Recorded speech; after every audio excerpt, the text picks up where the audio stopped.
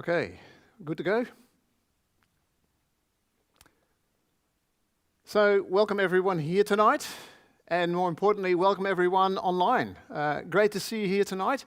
It's a privilege to welcome you to the Redlands Christian Reformed Church and to tonight's session, which is an introduction to Safe Church and why we should be doing this.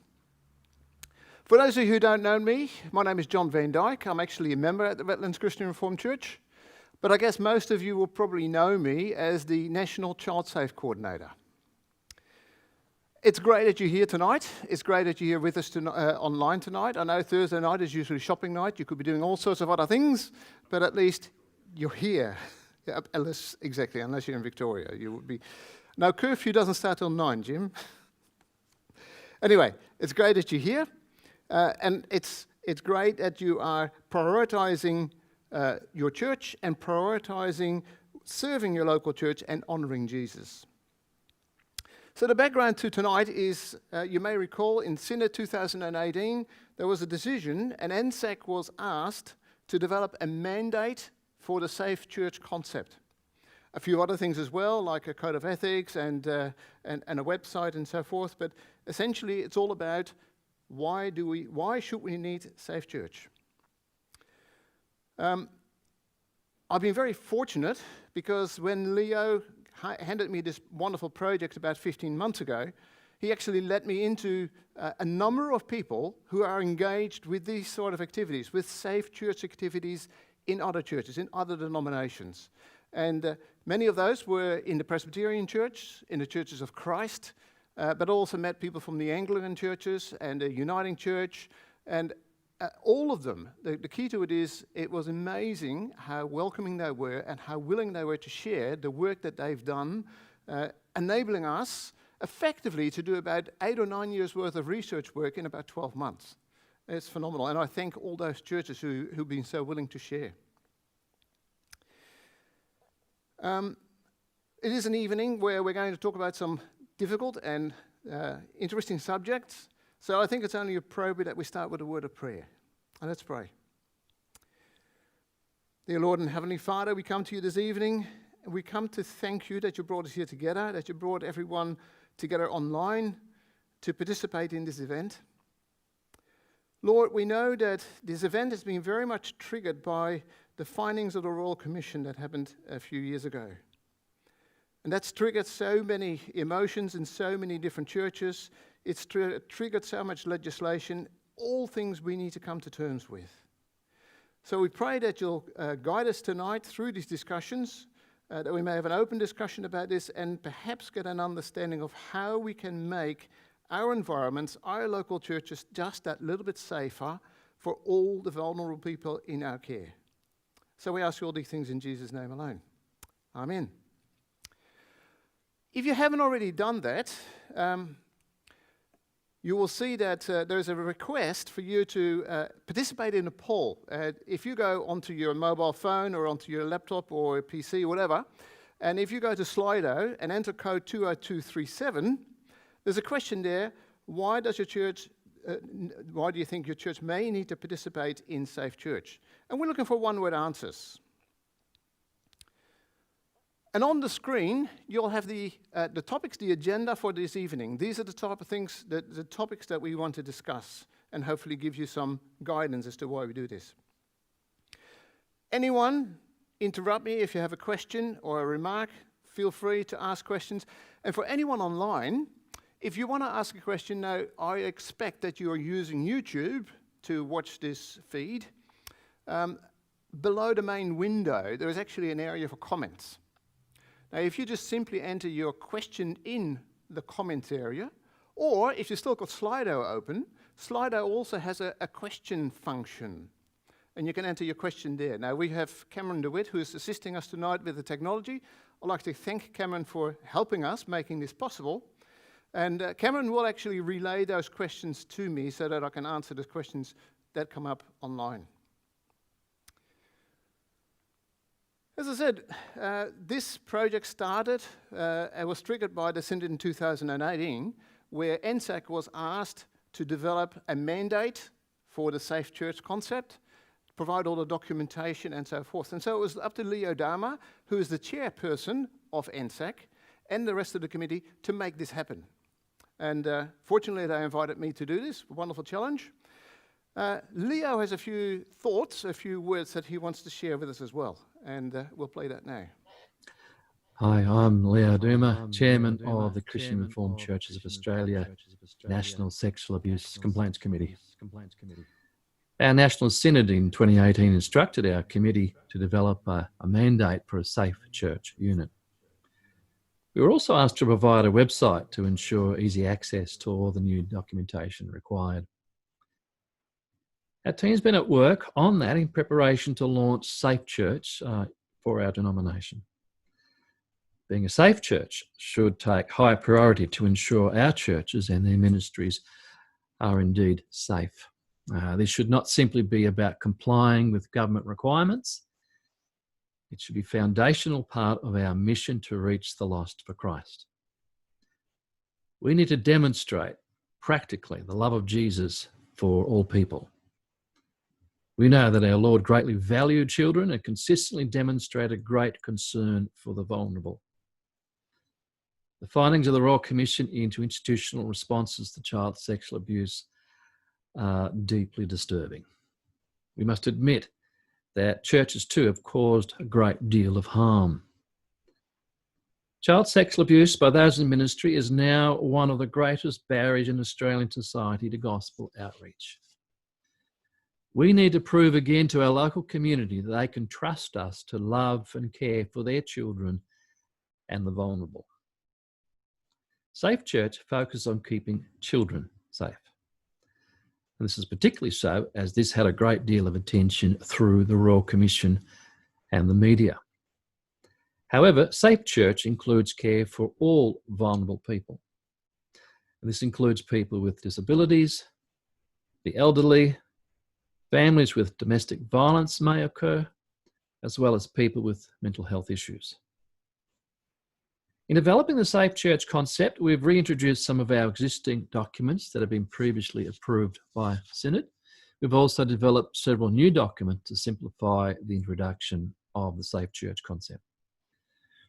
To make the implementation of Safe Church in your local congregation easier, we have developed what we call a Safe Church health check.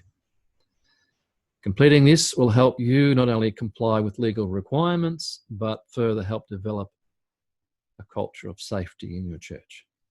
After completing the Safe Church health check, your church will be issued with a Safe Church certificate, and you can use that on your notice board and website to help demonstrate to the community that your church is in fact a safe environment. It communicates your commitment to keep children and young people safe from harm and abuse. In addition to Jesus' command to love one another and care for the flock, our churches have an increasing number of legal duties and responsibilities. This is because the various state governments have and continue to introduce new legislation and regulations in response to the Royal Commission recommendations.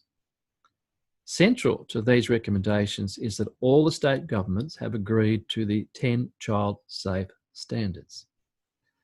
Compliance to those standards is mandatory for all organisations working with children and young people.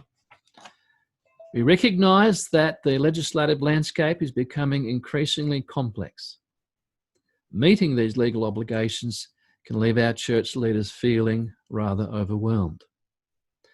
One of the reasons for having the Safe Church unit is to aid our churches to meet those legislative requirements. The Safe Church unit is there to support your church with the tasks that you might find difficult to resource yourselves. The Safe Church Health Check has been developed as a resource to help provide that support. We already have some template policy documents that are currently in use in other denominations. We've also developed additional documentation to make sure all legislative requirements were met in your local church. So that reduces the burden of having to develop those yourselves locally. We want to make it easier for local church leaders to undertake ministry and mission in a safe and loving manner. Thank you for showing your interest in the Safe Church Health Check. by attending this information session today. I strongly encourage every CRCA congregation to participate in this Safe Church health check. We do it for the sake of the gospel. A culture of safe church that cares deeply for little ones and the vulnerable is an essential part of our witness for Jesus. Thank you. And thank you, Leo. Now, at the start of this meeting, we asked you to put a one-word answer to the question, why do you think your church may need Safe Church? Perhaps you can put that slide up. Thank you very much, Cameron. Now, the way this particular presentation works is it actually works on the number of times a particular word has been entered more than once. And the larger the word, the more often that word has been used, the larger the actual font, if you like, on the screen itself. So I'm really encouraged to see that the word love is right in the center of the screen. Okay, that's a really good reason why we should consider Safe Church. Accountability, and even more, I shouldn't say more pleased, but I'm really happy to recognize that you've identified that accountability is a big part of this. And certainly in the Safe Church health check, we'll come back to what we mean by accountability. And without a doubt, I guess most of us are aware of all the legislative changes that are coming through, in particular as a result of the Royal Commission. So compliance with all these state laws, logically, is paramount. It's a must. Okay. Thanks, Cameron. I'll go back to... Yep. Okay, so apart from the reasons that you've given here, which I think are very encouraging, actually, I've come up with a few reasons as well. And I think the most important one, I shouldn't say most important, but one of the significant ones is that we as Christians, we should have a sense of shame. We mentioned the Royal Commission, okay, and no doubt you've heard about it. But did you realize that the commissioners interviewed 8,000 times people that have been abused, that have been sexually abused in either sporting organizations or churches and so on. More than 8,000 survivors shared their horrible stories of abuse. At the Safer Churches Conference last September here in Brisbane, in fact, a number of us, NSAC committee members, actually attended this conference. And it was enlightening because there were a number of survivors who were actually sharing their stories.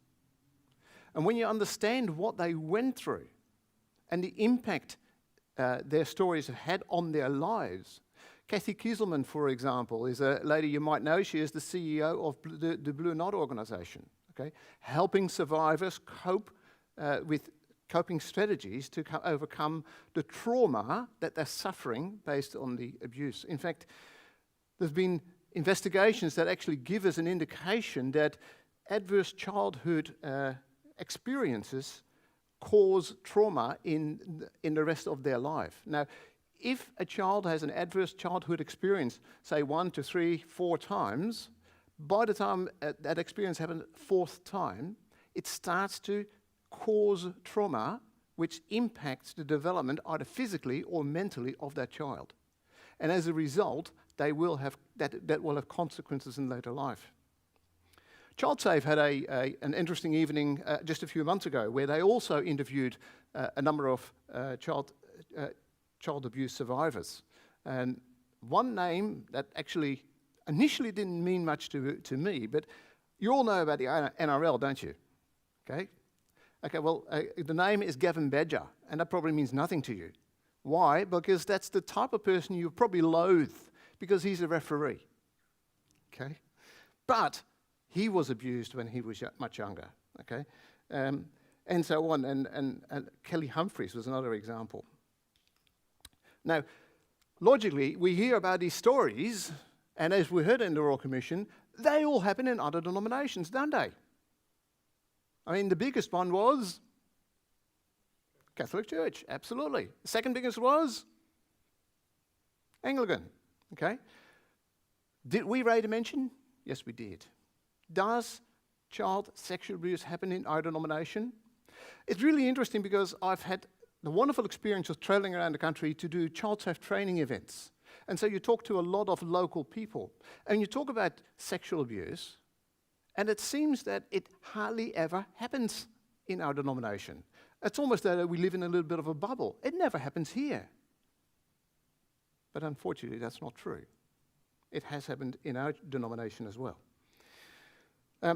One of the commissioners who actually was part of the Royal Commission, Robert Fitzgerald, he has some views on that as well, okay? And I might share that with you.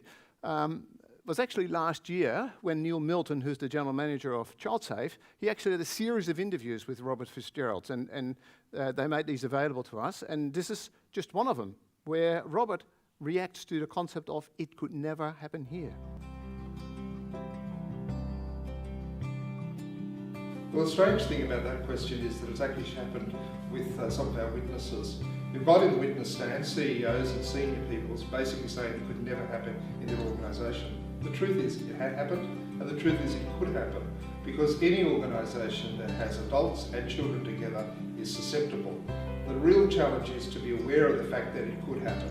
The second thing is to put in place a culture and attitude that is always focused on the child's best interests, their well-being, their welfare, but ultimately it's just simply saying, are we acting in the child's best interest? And that includes keeping them safe. The third thing is to have policies and procedures so that if something goes wrong, you're in a position to respond. One of the great problems that we've seen is organisations theoretically think, yes, we're safe, and no, it can't happen to us, and we'll be ready if it does. But when it actually comes to it, they almost become paralysed.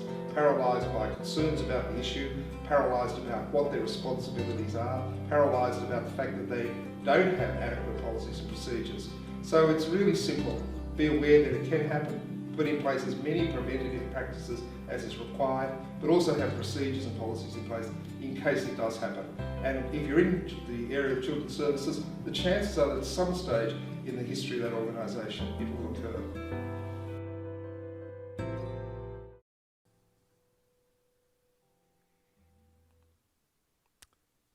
So why?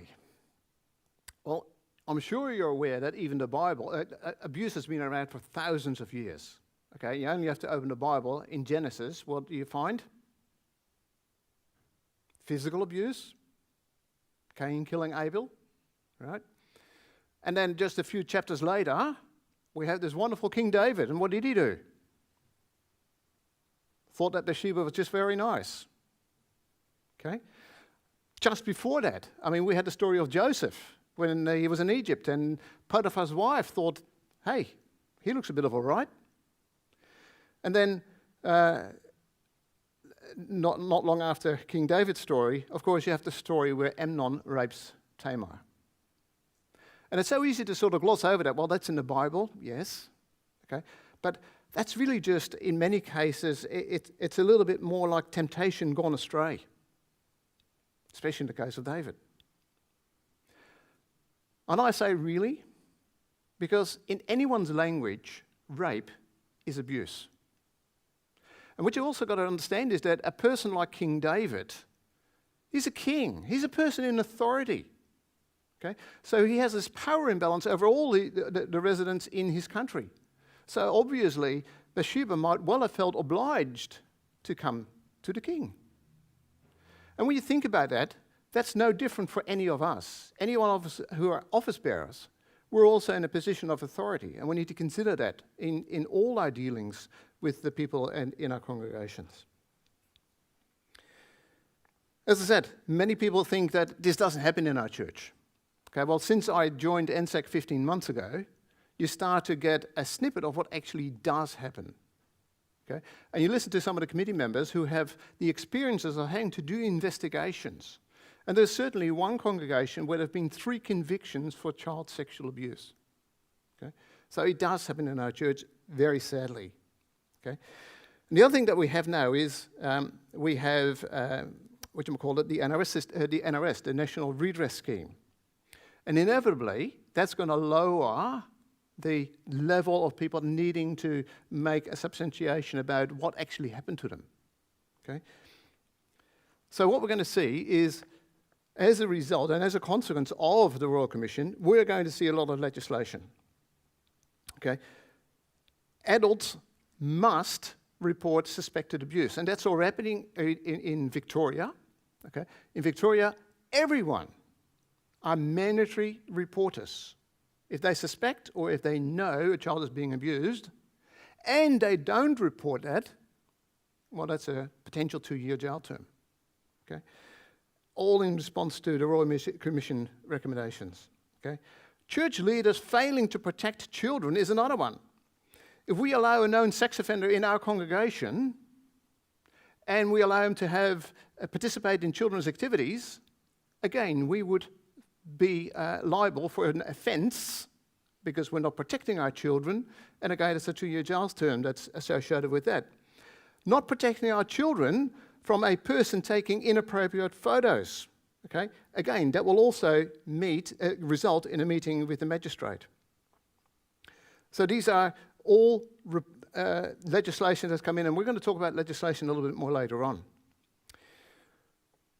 We need it because of insurance, and you probably already know that today we can only get insurance coverage for our church if in fact we have a children's protection policy in place, a child safe policy in place. It goes a step further because if we do have the potential of having offenders in our church, we must have a person of concerns register in place. I will describe that a little bit more later on as well. Okay?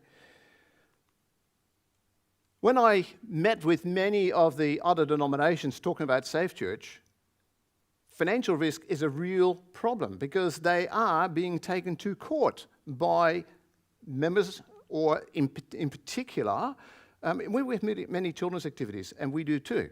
And it's phenomenal that when we have community children participating in our activities. But if something does happen, what do you think the parents do? Hello? Okay? A civil claim because, hey, I've got a broken leg and there's this damages, and that's the financial risk. Okay? And we also have reputational risks. Okay? The one thing that's really, really sad is the power of the media today. And doesn't the media love stories of sexual abuse in a church? Okay? That will damage the reputation of any church. Okay? And we have the reason of mission. Now, what do we mean by that? Well, what we are seeing is that child sexual abuse is a significant barrier to effective mission and evangelism in our local community. In fact, the McCrindle Research Organisation actually found that both child sexual abuse and also adult sexual misconduct is in fact the biggest barrier to people being open to Christian faith. I don't know if you remember, but late last year, the ABC had the Australia Talks survey. And 50,000 participants responded to a whole series of questions. But one of the results of that was that 70% of the participants actually suggested that they do not trust religious leaders. Let that sink in for a minute. 70% of people do not trust religious leaders. Shocking, isn't it? If we are called to be followers of Jesus, if we're called to be disciples and make of all peoples and nations, if we are called to share the good news of Jesus, then we have to acknowledge that this legacy is a significant barrier. So the purpose of mission is that we need to regain the trust of people and our communities. We need to demonstrate that we're doing everything we possibly can to protect the children and young people from abuse and harm. In whatever way we can do this, we must do this. And ultimately, we do this because of God's love. Ultimately, all other reasons why we need to do this fade away when we realize God's character, and if we know His character, that he is love, then we will not be motivated by fear. We'll not be motivated by the fear of finances, the fear of legislation. We will simply be motivated by God's love. I have a few Bible verses I want to share with you. Don't worry, I'm not going to preach a sermon. I'll let that for Jono and Jim. But in 1 John 4 we read, if anyone acknowledges that Jesus is the Son of God, God lives in them and they in God. And so we know that and rely on the love God has for us. God is love. Whoever lives in love lives in God and God in them. And it goes on, there is no fear in love, but perfect love drives out fear, because fear has to do with punishment. The one who fears is not made perfect in love. We love because he first loved us. And he has given us command. Anyone who loves God must also love their brother and their sister. So this is the foundational reason why we want to do Safe Church. It's because we want to represent God's love to all people. So when I first started this role, developing the Safe Church concept, as I said, I had a lot of input from other churches, but I had a bit of a sense of affinity with an Old Testament prophet. Does the picture remind you of anyone in particular? Nehemiah, exactly. And what was Nehemiah's role?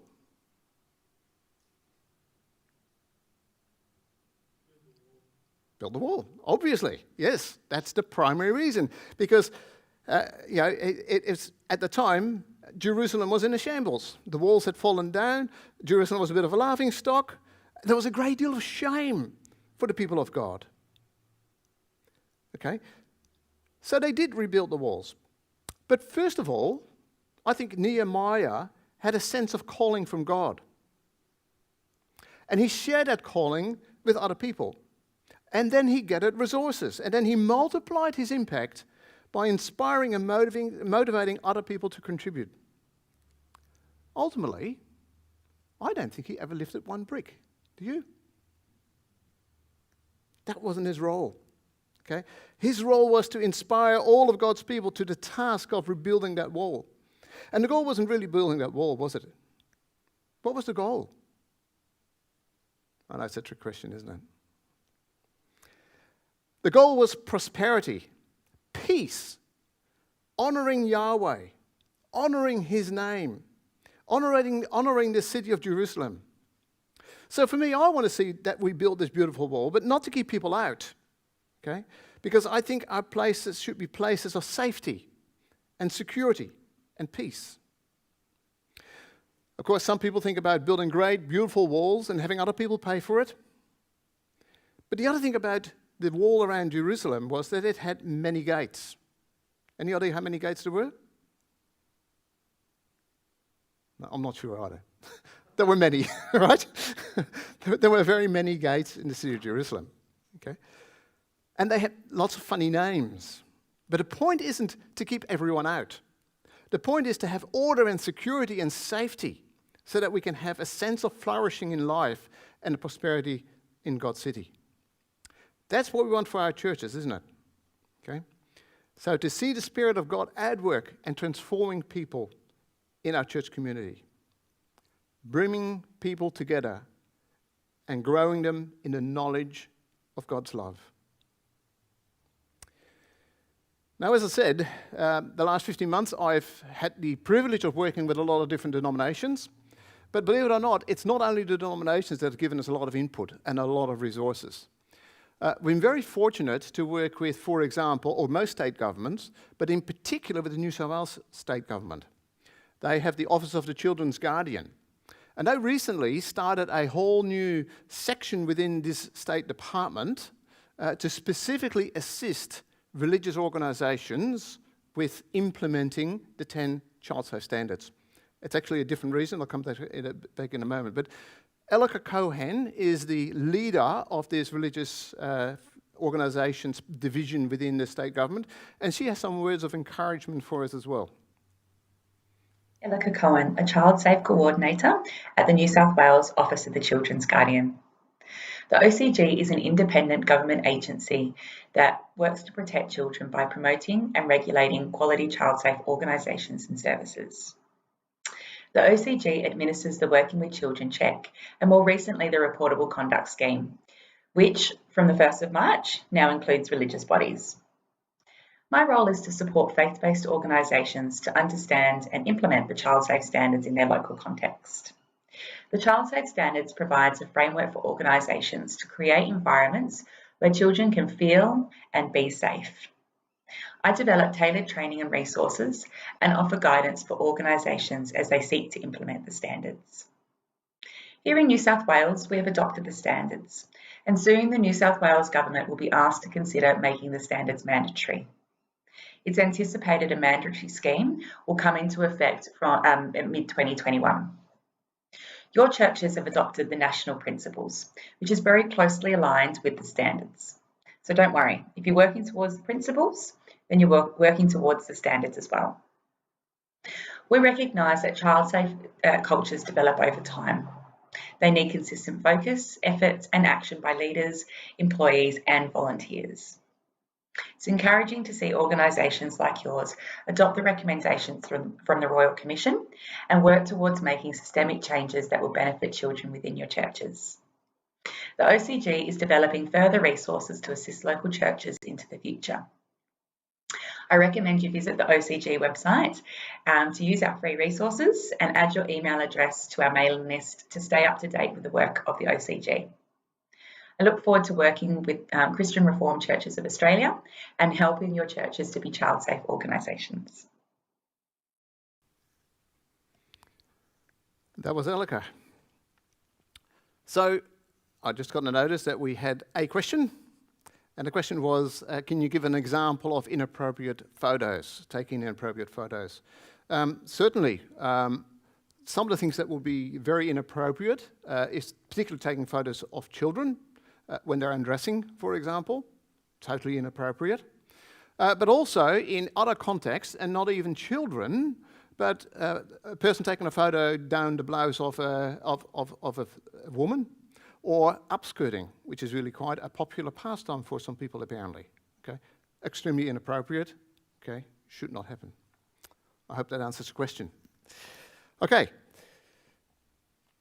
So as I said, we had legal obligations, and I want to sort of develop that discussion a little bit further. Civil liability, as I said, has been around for a long time. Okay, it's been around for over 100 years. And civil liability is simply where, as I said before, an incident has happened in our church, somebody is aggrieved, they think they can have some damages, they can have a compensation payment, and they'll come and claim against the church. Very simple process. And when it goes to court, one of the questions they're looking at is, did we provide a duty of care? A duty of care, of course, is to make sure that no harm comes to any participants in our programs. That's the primary purpose of why we have a duty of care. The judge is not going to ask you, well, how much duty of care did you provide? The judge is simply going to ask, did you provide a duty of care or not? It's a binary question. It's a yes-no answer. Okay? And as soon as he establishes that, yes, we did not offer the right level of care, then it's just a matter of what he thinks is an appropriate damages claim. Okay? That's the way that particular part of it works. Okay? It's been around for a long time. But since the Royal Commission, the discussion has grown quite a lot bigger, because you may have heard of the term vicarious liability. Familiar? No? So vicarious liability, what is it? Okay, well, for example, if we have a number of people running a cadets program or a GEMS program and something happens, then of course, as we said, we have the situation where a person will make a claim against the church. The key to it is that volunteer or that team member worked for the church and the claim is against the church. But it really becomes interesting with the current developments around sexual abuse. Because obviously, if someone within our church has sexually abused another person, and in particular a child, okay, obviously we have a police matter immediately, straight away. But the key to it is here also vicarious liability works. So whilst the individual might be charged with the offence, the church is not off the hook either, because the church provided this person with the opportunity to do whatever they did. And this is where it really becomes very, very difficult, because the church is liable the same way. It goes a lot further. New sections were added to much of this legislation to make sure that we have every precaution in place to prevent harm from occurring in the first place. But one of the other things that's happened is that there is now what we call the reversal of the burden of proof. So with civil litigation, what happens normally is the claimant comes and says, I want $100,000 because this happened in your church. And it was always up to the claimant to demonstrate that we as a church did not provide the duty of care. Not so anymore. Right now, the burden of proof is on the church. It's the defendant who has to demonstrate that we did everything possible to make sure that this incident was never going to happen in the first place. So we did provide a duty of care. We did show and demonstrate that we did everything in our power to provide a safe environment for the children. And it was really whatever, a freak of accident, or it might be the child doing something which was totally inappropriate, and therefore they got hurt.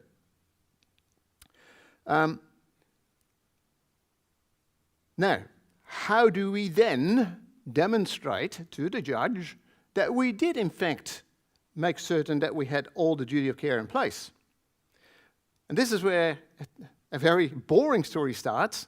It's by keeping records. Okay? Extremely important that we keep accurate records of every event. Who all the participants were in the event. Who the leaders were in the event. Okay? And heaven forbid, if there was an incident, surely you will have filled out an incident report. And hopefully you would have done it straight away in Safety Management Online. Okay? The key to it is, one of the other changes that happened is that, in particular in relation to sexual abuse, the statute of limitation has been removed. Hence, all these historical claims that are starting to come out now. Okay? So the question is, how long do you keep records? Minimum 45 years. Okay? Get in any picture. So if you've got all these wonderful filing cabinets there, you better make sure that they're fireproof and they're lockable and so forth, so you also have the protection of privacy. Or you could also scan them and put them in Safety Management Online. That way you'll never lose them. Okay? Minimum 45 years. Okay.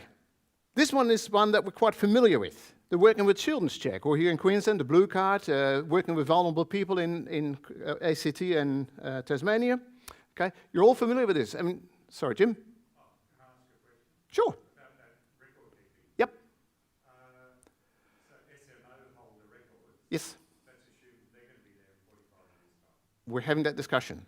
Okay? What we're looking for is continuity of access to data.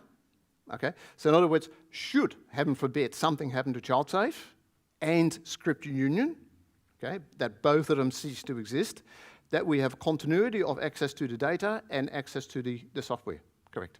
Yep.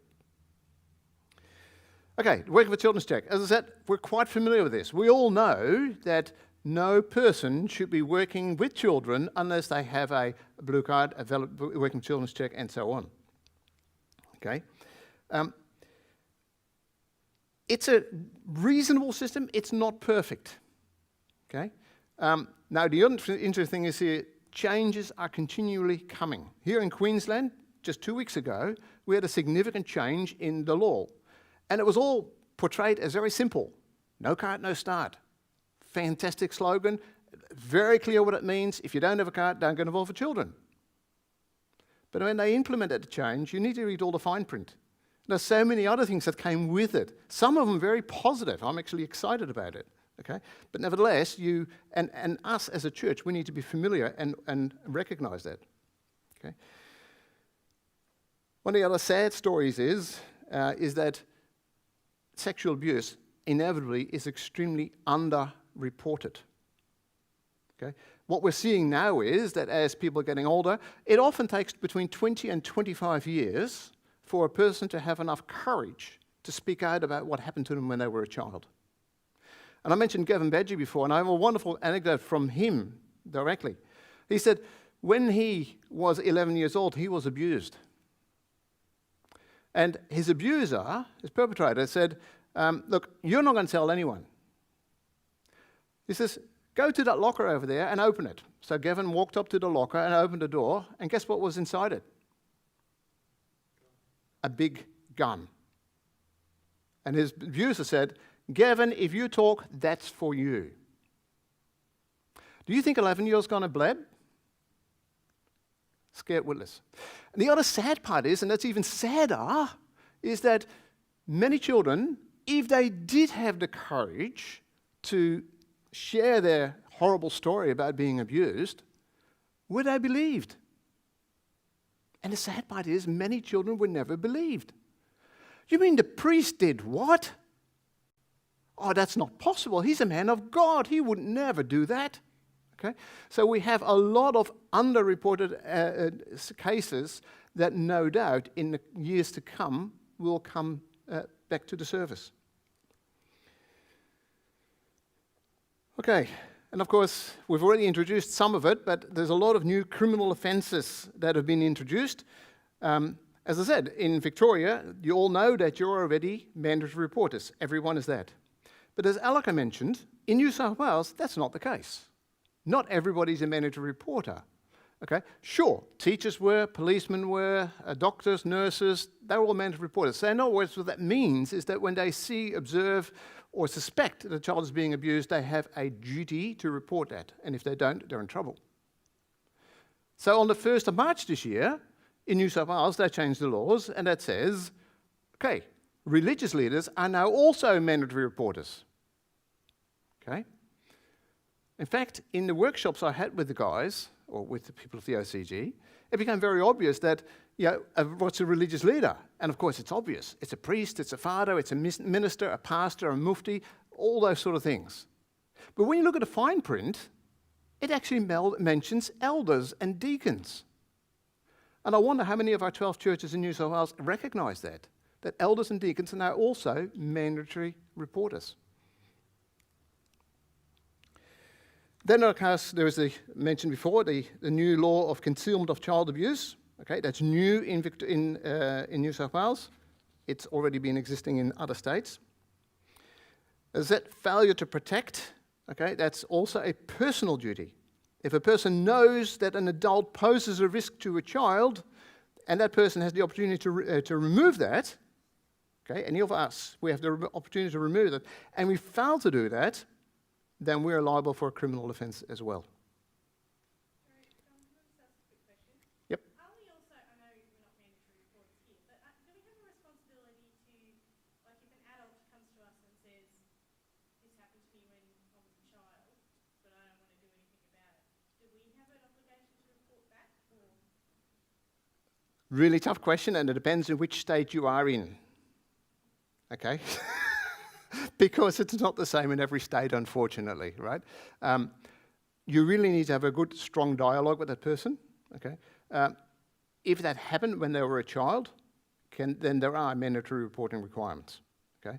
If it happened many years ago, okay, you might want to coach them through the National Redress Scheme, perhaps, because it's not as onerous being able to report that as it is through the normal civil claims and police matters. That was not a church-related case that they did disclose to us that they were an adult and didn't want to.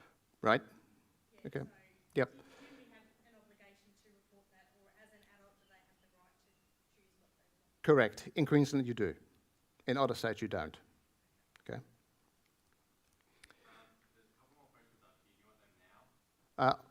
End of the slide, thanks. Cameron? Yep. No worries. Now, in many of these new changes that are coming, and that have already come, if you like, in the last couple of years, obviously they were triggered by the findings of the Royal Commission. Victoria has indeed been the leader in implementing these new laws, because in fact in Victoria they had the betrayal of trust inquiry, which is similar to the Royal Commission back in 2012. Okay? So they're basically leading the way with implementing a lot of this. Okay? Then, of course, we have the mandatory reporting. Sorry, I just mentioned the mandatory reporting. The other thing is, in fact, Victoria, New South Wales and the ACT take mandatory reporting so seriously that they have set up a separate department which requires everyone, every church and other organisations that have an incident relating to abuse, they have to put a separate report into this other government department. Okay? Very onerous. Okay? In the case of Victoria, it's the head of entity or the chairperson, if you like. They have to report an initial report in within 3 days of the incident occurring. Okay? Aren't you happy that you don't live in Victoria right now? Sorry, guys, for many reasons. In New South Wales, you've got 7 days to do the initial report. In ACT, you've got 30 days to do the initial report. But then the thing is, you need to investigate. Now, unless it's a police matter, then you're told to back off. But if it's not a police matter, then you, as an organisation, you need to do this investigation, and within 30 days, you need to go back to this organisation, back to this department, and report your findings. What did you find? How did it happen? How can you prevent it from happening again? And so on. Okay? This will come in Queensland also. Okay? I actually noticed that they had a discussion around this at state government level, and the discussion and report paper request closed in March 2017. It's been very quiet for 3 years, okay? But I suspect that it won't be long before we see something here as well. Okay. Then, of course, we have the child safe standards. Now, again, as I said, the Royal Commission made no less than 409 recommendations. When listening to these 800 interviews, you can understand that they were, this is so disturbing, it has to stop. We need to do something, okay? And to simplify this, they actually, one of those 409 recommendations is the introduction of the 10 standards, which we're going to talk about a little bit more in a moment, okay? Some people will call them principles, and other people call them standards, okay? The triggering for that was the Royal Commission was a commission into child sexual abuse. So the commissioners only focused on the matters of sexual abuse cases. And therefore all the recommendations were in this narrow window, focusing only on sexual abuse. That was picked up by the Australian Human Rights Commission, who said, well, that's all great, but what about emotional abuse? What about physical abuse? What about neglect? So effectively what they did is they took the 10 child safe standards and made them into the 10 principles. And it's really important to understand that because it's the 10 principle document that was actually signed off by all the premiers to say, we are going to legislate this. We are going to make this happen. Okay? Which is why, one of the reasons we're here tonight. Now, as I said, there were 409 recommendations and the 10 standards was just one of those. Okay? Now, Victoria and Queensland, Victoria has already had 7 standards, Queensland has already had 8 standards, and what those state governments said is, look, we will map the 10 standards to our existing standards so that it simplifies the implementation in those states. New South Wales, you heard Alaka say, the 10 standards as they have them will be law by the middle of next year. But there's a lot of other recommendations coming. And talking to the Baptists in particular, they're already focusing on some of the discussions that are happening, in particular in New South Wales. Simple questions like, who's allowed to be called a pastor? Well, that's easy, isn't it? But then, is a youth pastor a pastor? Some will be, some probably not. Okay? And the other recommendation that they say is coming soon is a recommendation about how pastors are supervised. Okay? How they're being held accountable, how they, and so forth and fifth. Okay? We mentioned insurance requirements. As I said, it's mandatory that you will only get insurance if you have a child safe policy in place. And if you have potential for sex abusers being in your congregation, you need to have a process for dealing with that as well. So as I said, there is a lot of law in place already. Cameron, might be really good to have those few questions now, if you don't mind.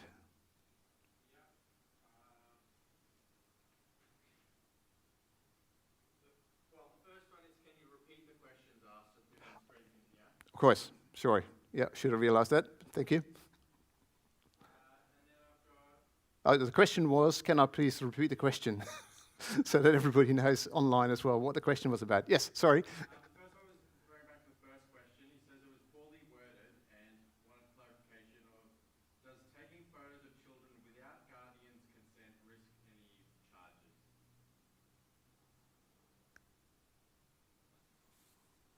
So at an event.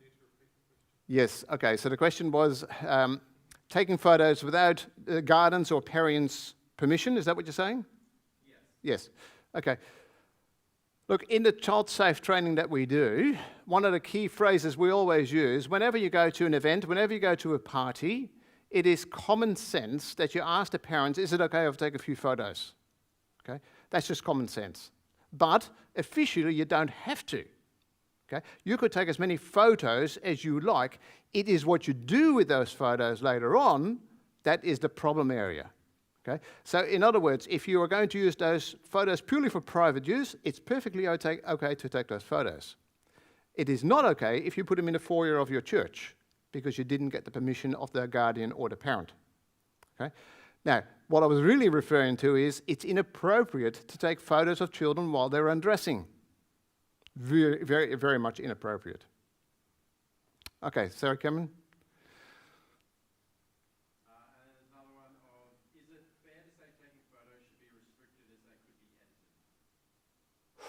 edited? Ooh, good question. So the question was, is it safe to take photos recognizing they can be edited, correct?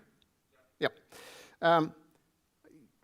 I guess with the tone of that question, you already got the picture that minimizing, or first of all, always ask permission to take the photos first. That's just common sense, okay?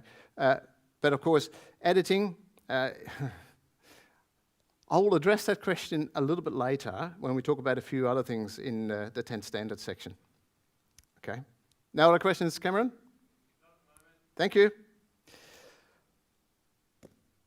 Understandably, what we've been talking about sounds a bit much, right? And for many people, that might be overwhelming, especially with congregations that are quite small and they have to cope with all of this. Now, don't get me wrong, I know there are congregations where we have a lawyer in the congregation and he'll say, no worries, we'll take care of it. But not every church has a lawyer. And not every lawyer is across these particular laws. Okay? So, the question I've got is, how are you feeling right now? Maybe a little bit like this.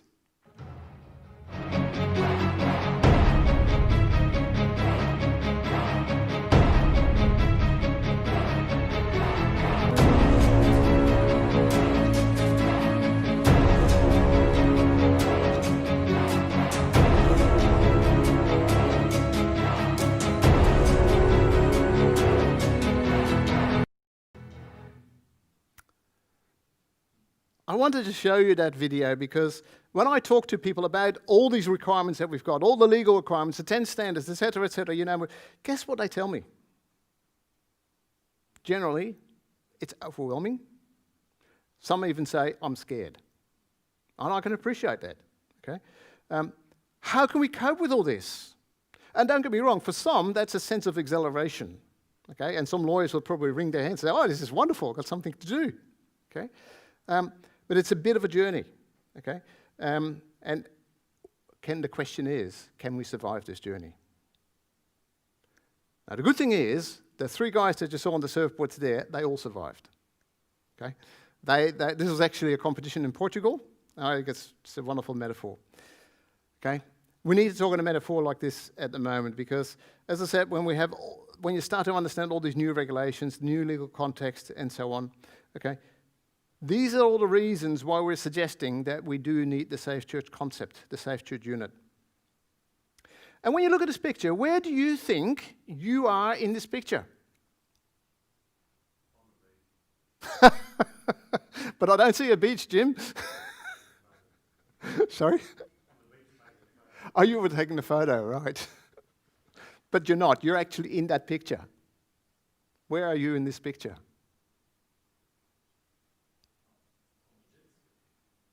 You wish. You're actually that guy or that lady on that surfboard. Okay? Because this is what we're trying to say, okay? We are going to have to come to terms with that we have a wave, and then we have another wave, and then we have another wave of change that is coming, okay? As I said, the 8,000 interviews that the Royal Commission has had triggered something in them that said we have to change this, okay? That's why we had the 10 standards. The Royal Commission was a little bit like an earthquake, okay? And it's created this enormous tidal wave of legislative changes. Some have come, many more will come. It's huge, and we all get that. It's going to take a lot of work. The reality is there is a wave of change, and recognise it's not NSAC that created a wave, and it's not the CRCA that created a wave. The Royal Commission did. So you're the guy on the surfboard, or the lady on the surfboard, okay? Where do you think I am in this picture? I'm the guy on the jet ski, okay? Because that's what the Safe Church unit is there designed to do, okay? To guide you through all these changes that are coming, to provide you the surfboard so that you can safely navigate those big waves. So what do you think? Do you think we need a Safe Church unit? It depends how good you are. Come on. Okay, now, the thing is, even if Synod next year decides that we don't need a Safe Church unit, guess what's going to happen? No. What it means is it transfers all the responsibilities to you guys. Now, you're still going to have to do this, but you're going to have to do it without guidance, okay? So the SCU has been designed to help you support through all the changes, okay? We're teaching you how to surf through these big waves. That's the idea, okay? And that's also why we're going to talk about this document, the Safe Church Health Check, okay? That's part and parcel of that. That's actually your first surfboard, if you like, okay? How do we implement the 10 standards, child safe standards? As I said, you might not like this wave as a metaphor, but remember, I did not create a wave. I do believe in what's being put together, okay? But NSAC did not create this. CRCA did not create this. Some of you might get angry. Why is NSAC asking us to do all this? Well, we're not actually asking you to do anything, okay? If you don't like these changes, then go and talk to the commissioners. They spent 5 years talking to victims of child abuse. Okay? If you don't like the recommendations, go and talk to the Royal Commissioners. If you don't like what the government is asking you to do, go and talk to your politicians, okay? And ask them why. It's our job to help you do what the Royal Commissioners have recommended that should be done. And one of the things is that it is wave after wave. As we were preparing this, okay, 31st of August came, and here in Queensland we had yet another change. And it's not the big change or the simple wording, it's all the things that happen behind it. So I understand the goalpost keeps on shifting, okay? And that's why we're here to help you, to guide you through all that. And that's what the Safe Church unit will do for the denomination, okay? Now, the Synod papers will actually include the Safe Church mandate, the Code of Ethics, the procedure manual, and so on, the updated documents that Leo was referring to, they're all included with it. And obviously, there is a short, and underlined word, short introduction to Safe Church. Because as at NSAC, when we're talking about how we're going to tell the churches what Safe Church is all about, I'm not joking, I come up with a 100-page report. And I don't think too many elders and deacons and pastors will want to read a 100-page report why we need Safe Church, which is why we're doing tonight. Okay. Why does the CRCA need a Safe Church unit? Well, I don't think it's because the other denominations have already done it, but they have. We're, in fact, the last denomination that I know of that has not yet implemented the Safe Church concept. So, in fact, I've had some discussions with other people that actually said, well, do we really have to do this all by ourselves? Can't we leverage of another church? Of course we can. In fact, you might remember last year we had this wonderful MOU with the Presbyterian Church. And in fact, I read this one line in there that said cooperation with ChildSafe, safety management online. And I thought, you beauty, this is magnificent. We can outsource this work. But then when you start to talk to the Presbyterians, you get a totally different picture. Now, the first thing you've got to remember is that the Presbyterian Church has a totally different governance model. Every state has its own General Assembly. And the General Assembly actually tells each of the churches in that state what they're doing and then how they're going to do it. Okay? We don't work like that. Every church in our denomination is an independent organization. Okay? So us telling other churches what to do is never going to work. The second thing you learn is that, yes, I initially started talking to the Victorians, and they had a magnificent system in place based on ChildSafe, and I was, you beauty. But then I thought, well, the colleagues here in Queensland are a lot closer to me, so why don't I talk to the guys in Queensland? And I did. And what I found was a totally different approach. They totally approached Safe Church in a totally different method. And then I started talking to New South Wales, and they have a magnificent system. Guess what? Third system, totally different again. Now, if we're going to ask our denomination to cooperate with the Presbyterians, it would have to be at a state level. And every state will be doing something different. When I posed that to NSEC, they said, that's not what we're going to do. Forget it. Okay? Okay, any questions? Yeah. Okay. I have a question while Cameron's doing that. Yep. Is it possible to do a national safe churches program when each state is different? That's probably why Victoria, New South Wales and Queensland are different, because the legislation is different in every state.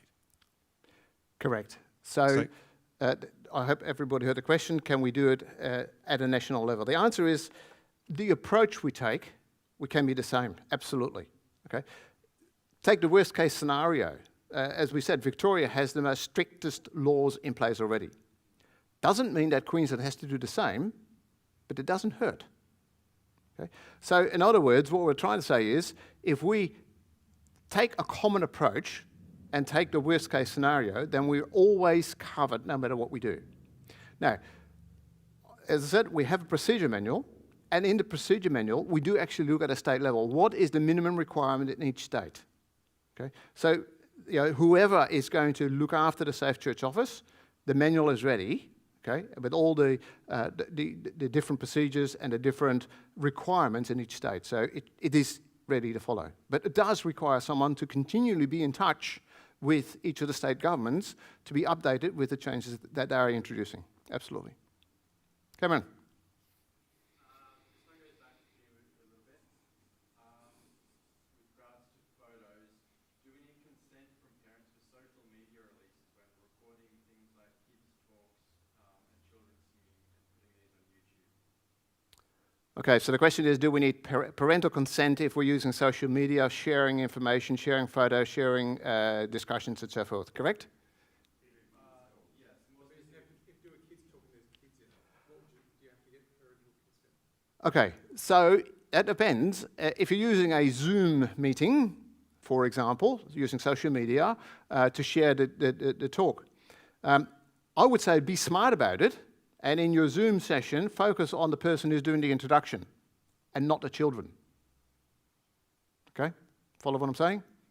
So there's a simple workaround, okay? Because if you are starting to include images of the children that are participating in the session, yes, then you will need to get parental consent for them to be a participant in the social media function, correct? Referring, I think, to things that are being streamed. A lot of us are doing online stuff at the moment, so streamed on YouTube, on Facebook, that sort of thing. Yep. So if you're streaming on YouTube, if you're streaming any children's activities, okay, if images of the children are included in that streamed session, yes, you should get parental approval for that to be shared, because it's social media, it's out on the web, it's not protected, and it's open to everyone. Yep. Cameron, another one? Thank you. Okay. Now then, do you want a quick stretch? You've been sitting for a little while. No, you're right? Ready to go? Okay. So, because this is the second part of it, which is really the introduction of what we call the Safe Church Health Check.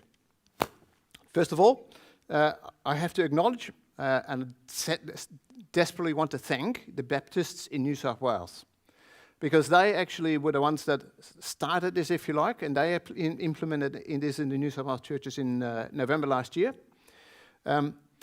So Jonathan Bradfield and Katie Watson helped me significantly. They made their documentation available to us. It is a somewhat modified document based on what they do and what we do, but nevertheless, it's been a phenomenal start for us, and again, it saves us reinventing the wheels. Just to guide you through the document itself a little bit, if you look at the document itself, on page 6, you'll see the same slide that you see on the screen in a moment. These are the 10 standards, okay, that the Royal Commission has put up. Okay, and then on pages 7 and 8, you'll find a simple instruction as to how this particular Safe Church Health Check actually works. Okay, what you're supposed to do with this document. Now then, and what it does is it actually explains the rest of the document, and the rest of the document, every standard is introduced as a 2-page introduction. On the left-hand page, you'll see the standard itself. Okay, the actual wording of the child safe standard. Directly below that, you'll see the core components. Now, the core components are actual statements that the commissioner themselves made. This is how they view how we would implement that particular standard. Okay. Below that directly is a little gold box, if you like, and that's more like our interpretation. This is what we should be achieving so that we can say, yes, we are compliant to this particular standard. Okay? They're just some conversation started, just some thoughts for you to help you through this, working through this document itself. And then on the right-hand side, you've got a lot of often yes-no questions. Okay, they're simple questions, but each question is really a discussion starter. And you'll find that because that's the way it's designed. Like standard 1 is very simple. When we start, for example, first question is, does your church, including pastors, staff and church council, commit to upholding the child state standards and promoting child safety and well-being? I don't think too many people will say no. So that's a yes. Okay. Does your church have a child safe policy? Of course you do. Okay, tick yes. Is your church a child safe church policy publicly available and current? Okay, this is where your discussion starts. Okay, how do you make your policy available? Okay, you've got community people coming to events. How do they know what your policies are? Okay, and so on. So, and how current is it? Okay, come back to a lot of that later on. So, the way it's been designed, every question should be answered with a yes tick. So if you have a no tick, that means you still have something to do in your local church. Okay? Sorry, John. Yep. Just a quick question. Sure. This first one refers to a safe church team. Is that to do this check, or is this something we need to implement into Okay. the child safety procedures? Thank you for the question. The question is on the first stand, or in the introduction, it talks about a safe church team.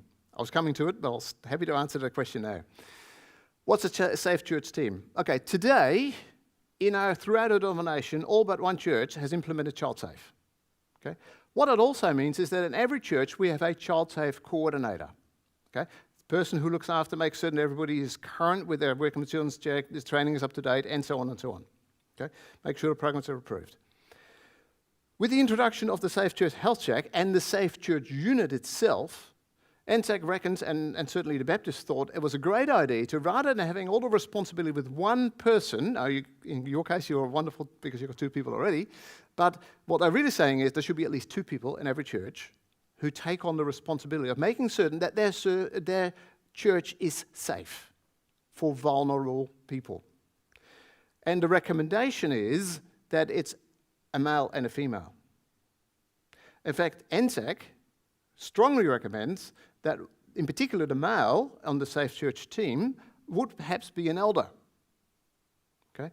Because then you actually have direct representation into church council as well, okay? So that is the recommendation about a safe church team, okay? Some churches, they have child protection officers. Look, they make great contributions to the safe church team as well, okay? Answer the question? Yep, great. Okay, so one of the things the Royal Commission said at one of the hearings is that at the end of the 5-year process, there were actually a lot of discussions with some of the larger denominations. And Jonathan Bradfield from the Baptist Church, he was actually at one of those hearings. And at that hearing, the commissioners asked the leaders of these larger organizations, the larger churches, they said, so, you know, because they were saying, look, we've already got this. We've got a self-audit, okay? So we do all this. And the commissioner said, well, that's great. So you get the responses back on paper from these churches? Yes, we do. Right? So how do you know they actually do what they say they do? Oh, well, we don't really. And the commissioner says, well, that's not good enough. Okay? So that's also why in this Safe Church Health Check, you will find some open questions for you. Okay? You'll be asked, how do you do this? So we can actually get an understanding of how you're meeting the requirements of the standards themselves. Okay? What Jonathan Bradfield said, we heard this. That's why this is the way it is. Okay? Okay, now the other thing is, and look, I'm sure many of you, especially out there, you will have been to conferences, workshops, seminars. Okay? I know I've been to many week-long conferences, and you learn so many great things there, don't you? Okay? In fact, I remember going to conferences myself where I say, you know what, when I get back, I'm going to do A, B, C, D, because this is all great and we need this. And then the next Monday you get to work and what happens? Okay? There's all these problems that people come and flood you with that you've got to solve right now and there. And then there's the hundreds of emails that you haven't responded to yet. So by the end of week 1, how many of these wonderful ideas do you think you've implemented? None. And after week 2, and after week 3, after week 4, that conference is just a distant memory. You don't even remember it. Okay? That's because there is no accountability. Okay? That's what we're recommending here. And we're not saying you have to do this, but we're simply recommending it. And the OCG is recommending that. And the CCYP, the Commission for Children and Young People in Victoria and Western Australia, they're recommending it. Okay? So that's one way of making it. And I've actually learned from it myself because I've done many workshops and so forth myself. And I actually set a set target for each of the attendees so that when they went home, they knew they were going to be asked questions about what they've done about implementing this. Okay? So it's very possible. So as I said, this health check does ask about accountability. It allows for it, but you don't have to do it. Okay? NSAC is not going to enforce you to do it. The Synodical Interim Committee is not going to force you to do it. Okay? It's a choice you make at your local church. Some of the standards that you'll find, that you'll read in there, are a little subjective. Okay? There's very few yes-no tick boxes. And in those questions, yes, you will be asked to give a greater explanation as to what you're doing with that. Okay?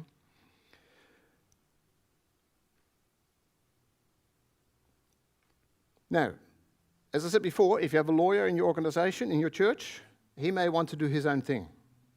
And that's perfectly fine. Okay? We don't have an issue with that. But what we do have an issue with is accountability. So we do want to understand that you are compliant. Because you know what? You don't have to do this. You don't have to implement this. But in some states, it's already law. And in New South Wales, it's law next year. So we have to do it anyway. Okay, so let's look at the standards then. Okay, standard 1. Now, standard 1 is a really interesting one. It says, child safety is embedded in institutional leadership, governance, and culture.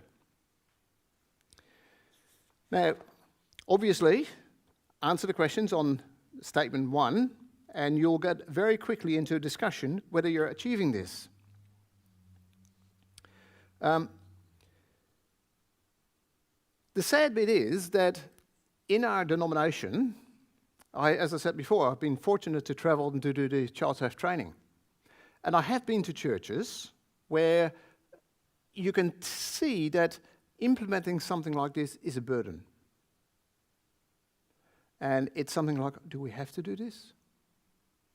Is this another training session I have to do?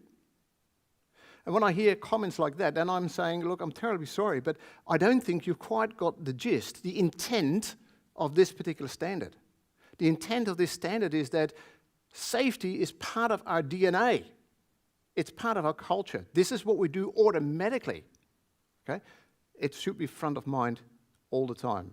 And when you have that, it's no longer an issue. It's no longer a question. You do it automatically. I think most of our churches will be able to do this quite easily.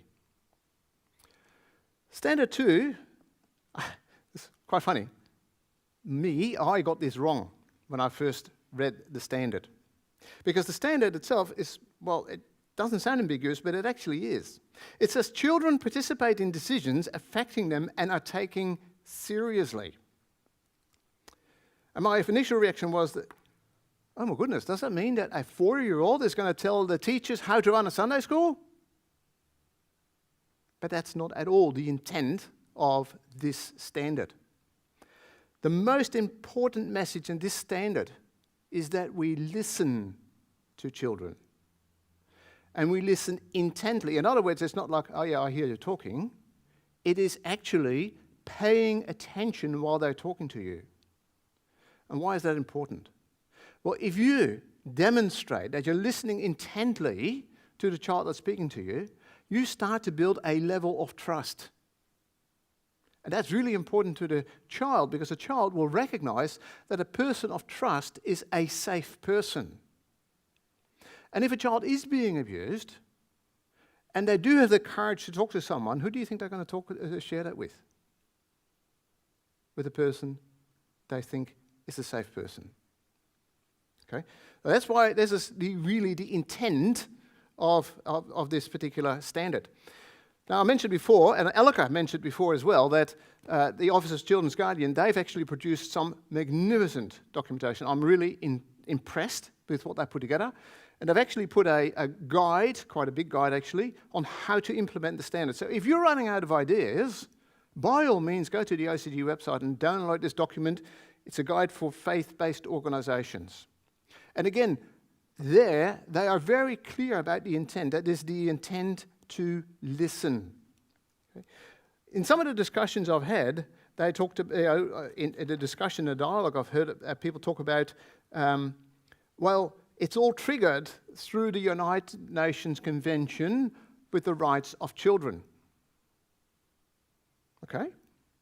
So I actually went ahead and studied what the United Nations Charter of Rights for Children actually says. Okay? This is the closest I got. Article 12. And that says, you have the right to give your opinion and for adults to listen and to take it seriously. I didn't see anything here about children making decisions about what they do. Now, there's a lot of other articles in there, and one of the important ones, I think, is Article 19. Okay, you have the right to be protected from being hurt and mistreated in body and mind. And of course, Article 34 goes on to say that you have the right to be free of sexual abuse. But if you go back to the OCG document, where they talk about and introduce Standard 2, the outcome that they see for Standard 2 is children are encouraged to speak up and are believed. That's really the intent of Standard 2. Okay? Are we doing that in our church? I think many churches already get this, okay? But I think this is something we need to develop further in many of our churches. Questions?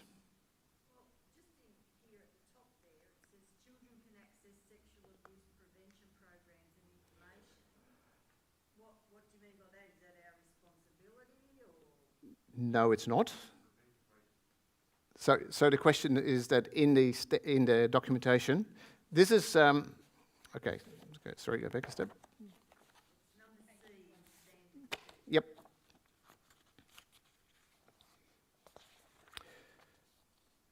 So that is what the Royal Commissioners intend for organisations to provide. Okay, I know that in the CRCA we've never ever discussed this yet. It's never been on our agenda, I have to agree.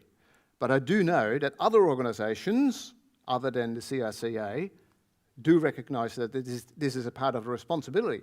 Because inevitably, the scary bit is that parents abscond that responsibility. Okay, so if there is an organisation that actually can do this responsibly, and there are lots of resources available on the internet now that do this really responsibly, okay, then that may be an opportunity. Okay, but it's certainly not something that at this stage is part of the CRCA. It's simply in there because it's what the Commissioner said. So is that more about us providing access to those resources if something, comes to light that a child's being abused? Yep. Is that what that's referring to? So the question is this something we provide access to, like the resources I'm talking about? That's a discussion I would like the Safe Church team to have in the local church. Okay? As I said, NSAC has not discussed this. I have no position on that myself. Okay? So as I said, that I would recommend that the Safe Church team talks about with the Church Council. Any other questions? Nope. Standard 3. Families and communities are informed and involved. Now, this has got a little bit to do with what I mentioned before. Remember I said, of course we have a child safe policy, and of course we make it available. But how do we make that available to, in particular, the community parents, so that they know what our policies are, if you like. So that's where we strongly recommend that have your document and upload it on your website, on your church's website, so that people can actually access that. Okay? There's another reference to this that I'll come back to later on, because this is on Standard 9 when we come to do the review. There is another thing that I want to particularly stress, and this is perhaps not so logical here in Queensland because I don't know of it happening here, but I do know that in other congregations you do have community people from non-English speaking backgrounds. And as the state government and as the federal government does, they have a lot of their imported documents translated into the native language of those people that they're supporting. And I would almost recommend that if you are in that fringe area, that I would suggest strongly that you do provide a native language translation so that the people in your community can understand what you're about and what your church is about and what your child safe policies are about. And this is where I put my hand up. First of all, Safe Church Unit does not have a translation service, unless you want it in Dutch. Then I can help you. Okay. But the other thing is, if there is a church who says, yes, I see there is a need for that, and yes, I have the resources to be able to provide that translated version, if you do want to do that, and if you do want to share it, we would be only too happy to assist you in sharing it with other congregations. So I would recommend that. Thank you. Standard 4. Equity is upheld and diverse needs are taken into account. Sounds like a bit of a motherhood statement, doesn't it? But you've got to understand again the intent of this particular question, or of this particular standard. It's so often that we want to treat everybody equal. Isn't that what we always do? But the question I've got is that right? Okay. In our child safe training in the last 12 months, we started to focus a little bit on this standard. Okay? Because what we're seeing and what we're saying is that children should not be left behind. Okay? If you've got a group of children that have got a very diverse need, for example, if you have a participant in your program that's in a wheelchair and you're planning a foot race, a running race, what happens to the child that's actually sitting in a wheelchair? Okay? So we're starting to focus a lot more about including children at their level, in their need. Okay? So we need to make certain that our programs fit with the needs of the participants, rather than treating everybody the same. I think that's the primary intent of this particular standard. Standard 5. Now, Standard 5 is one that, again, we're quite familiar with. Okay? People working with children are suitable and are supported. Now, I trust that in every church, before we accept a new person as a volunteer in the organisation to work with children, that they'll go through a volunteer application process. And we will do the referee checks, and we will get the Working with Children's card, and we will, and so on and so on. We'll go through all the steps that happen. And I know that especially through our process with ChildSafe and SMO, that's fairly well in place. So, but there is another question that comes up in relation to this one, and I've had that question once before. Who is actually a volunteer? Well, that's a really good question.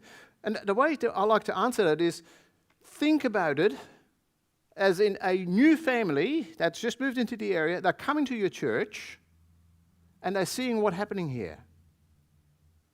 What do you think their expectation is? Okay, so they walk into church, they see a pastor standing here. Should that pastor have a Working with Children's check? Absolutely, he's a leader in the church organisation. Okay, as do all the elders, logically. A person that's looking after creche should have, absolutely, because they're intently working with young, very young children. Sunday school teachers, it goes without saying. But then at the end of the service, we have a few volunteers who actually stack all the chairs and put them on the side. Does that person need a Working with Children's check? No. Reality, they don't, because they don't interact with children. Okay? Now, don't get me wrong, the simple way is you could simply ask all volunteers to apply for a blue card, a Working with Children's card, and so forth. Nothing wrong with that. Okay? But at the same time, if a person objects, then that type of rule applies. Okay? How is that volunteer working in our church?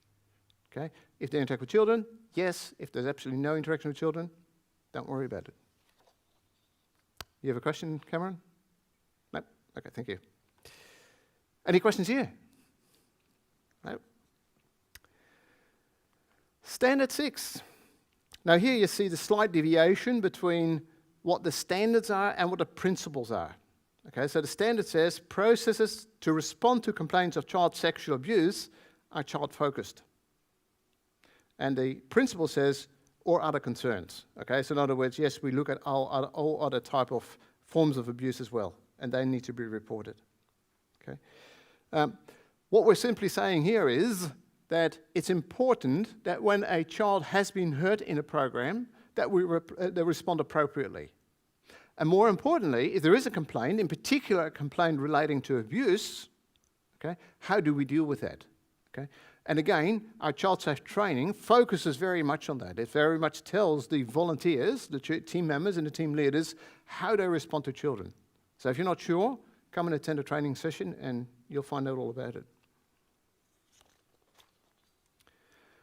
And Standard 7 is one that we actually are quite familiar with as well, and we're adhering to reasonably well as well. That's simply saying that, or the standard says, staff are equipped with the knowledge, skills and awareness to keep children and young people safe through continual education and training. I think we are pretty well okay with that. Okay, again, through ChildSafe, we have regular training. We have a system that works by traffic lights, so we know exactly who is current with the training and who's not. And the coordinators, they tap the people on the shoulder and say, wait, you're due for training. In fact, the system actually sends people an alert to say, your training is about to expire. Go and do it again. Okay? Same with the Working with Children's check. Your card is about to expire. A little footnote for the Queenslanders. Of course, in Queensland, we now do it online. And you know what? It is so much faster. I have one of our members here who actually managed to get a renewal in 24 hours. Brilliant. Yes, it comes with a photo now. We're coming online with the other states. Yes. Okay. Anyway, you get the picture. Okay, we know and we deal with this already. But this next one, Standard 8, okay, again, this is another one that we do reasonably well. Physical and online environments minimize the opportunity for abuse to occur. So this is all about risk assessment. Okay? And we do a lot of risk assessment in each of our churches. okay, to make sure that our programs are safe, that our places are safe, and that our people are safe, so that there's minimal chance of something going wrong during one of our programs. But what we're focusing on now with Safe Church, it's a little bit more than just looking after children. We're looking at all vulnerable people. So we're talking about people with impaired vision. Now, we have a wonderful opportunity, we have a great church here, but a lot of glass sliding doors. Now, I know our doors, they appear to be safe, okay? But what we're saying is, will a person with impaired vision be able to enter and exit the building safely? Okay? So that's some of the risk assessment you need to do. Elderly people, what do they need when they go up and down steps? Handrail, exactly. So wherever you have steps, do you have a handrail for elderly people? Okay, the sort of questions you need to ask. Earlier this year, I was in New South Wales doing a training session, and before we started training, the coordinator there was just explaining the sort of things they do there. And just outside the church, there was this playground. And she's sharing that every week they get a community management to actually come and check the safety of that playground equipment. Beauty. There you go. You probably need to have a certificate. Yep. Okay. Now, but the actual fact, the conversation didn't stop there. And what really delighted me is what she said there next. She says, well, the other thing we do is we ask children if they think the playground equipment is safe. Hey, standard 2, straight away in action. Brilliant. But think about it. Because we as adults, we look at playground equipment and we say, okay, here's a slide, and what we expect children to do. Climb up the stairs, slide down the slide. Is that how children use it? Inevitably, they climb up the slide and do whatever they do going down the stairs. Okay? But the key to it is, when you look at how a child climbs up the slide, inevitably they use their hands to go up the side. Are there any sharp edges there underneath from the slide? So this question that I asked the children was, I thought, brilliant, really clever. So, risk assessment.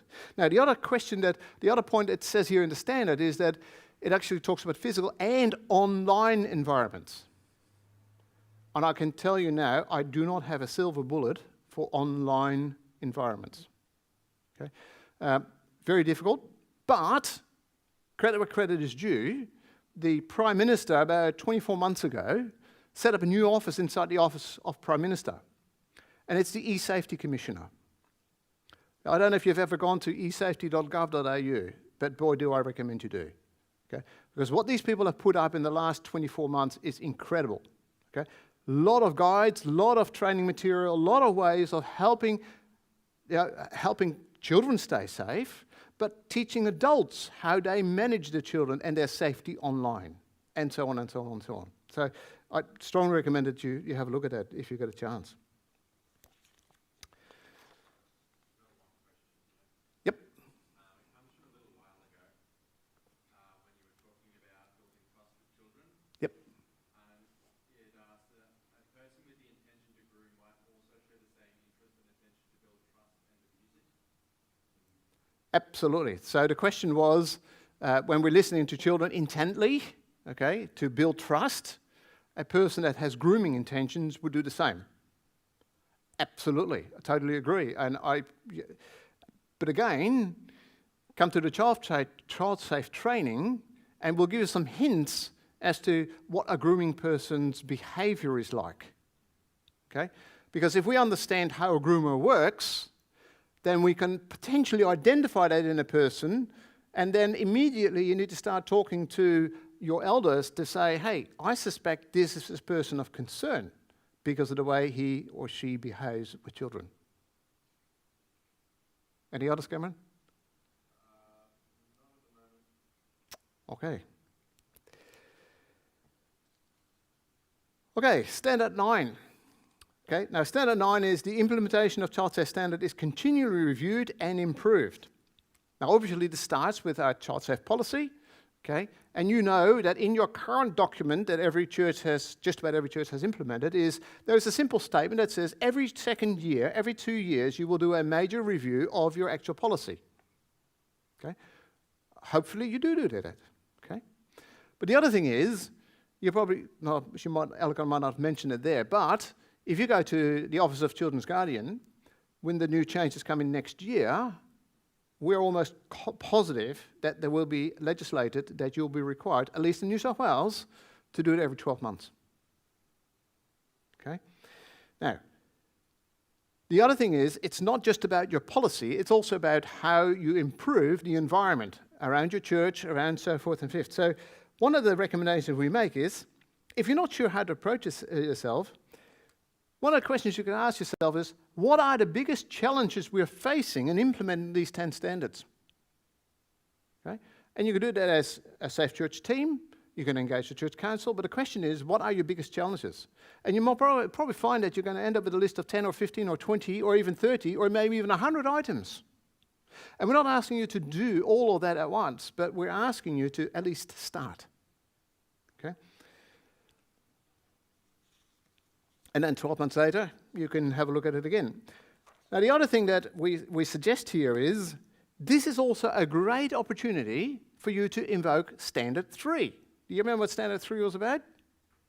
Engaging the community. Okay? So, this is for the people who think they've got it all together. Strong recommendation is, why don't you invite some members of the community, some parents of children that attend your programs, and ask them. Okay, great suggestion. And Standard 10 is policies and procedures, document how the institution is child safe. Now, I think that speaks for itself. We already have the child safe policies in place. But the thing to remember here is not just doing the right thing, it's also being seen to do the right thing. Okay, and then if you are using this document, you'll find that when you finish the 10 standards, right at the end is a simple checklist, just to make sure that you've covered everything. And in some cases, we ask you to attach some of your documents, so we can, especially if they're non-standard documents, so we can make sure that they actually comply with the standards and the legislation that applies in your state. Now, as I said before, you don't have to do this. You could also say, well, you know what? I'll just wait and see what happens next year at Synod. Okay, none of this might happen. That's true, absolutely. But you know what? These 10 standards, you still have to implement them. Okay? So my invitation is to you, why wait until after Synod? Why not start with this now? Or as soon as you practically can. Okay? And as I said, I'm the guy on the jet ski. I'm here to guide you, to assist you, and to help you make it happen in your local church. Any questions? This last page is the mission checklist. Yep. It says alternative adopted or changes made or model adopted but no changes. So we don't have those documents that it's referring to yet, do we? No, the primary document that we're... Sorry. The question is, the documents that we're referring to in this document here, we don't have yet because they're part of the Synod papers. You're quite right. However, the most important document that each church needs to work with is the policy document, your child safe policy. Okay, that you already have. Okay. Yes, there has been a revision of that document as well. Okay, because what's happened is between GJIC, our insurance brokers, and NSAC. Okay, we've had lots of discussions, and what we've actually done is NSAC has taken ownership of the policy document itself, and we now have a relationship with GJIC that they will advise us of any legislative changes that affect the policy itself, so we can implement that. The primary reason we did that is that we want this policy to work for vulnerable people, not just children. Okay, so there's been a slight enhancement in the policy document itself to include vulnerable people other than just children. Okay, that's your primary document for you to work with. Okay, yep. Anyone else? Any other questions online, Cam?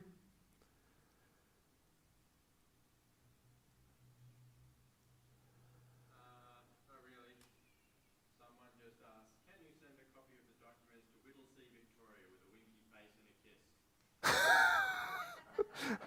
That's my sister. Hi, Alice. Sure. There's no secrets here. Anyone else? Well, then I'd like to thank you for spending the evening with us, for your positive contributions, the questions that you shared with us.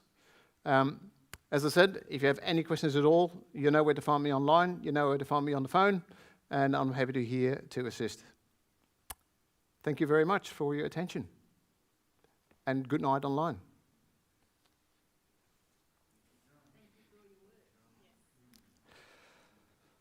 No worries. It's been a lot of fun, trust me. Hey?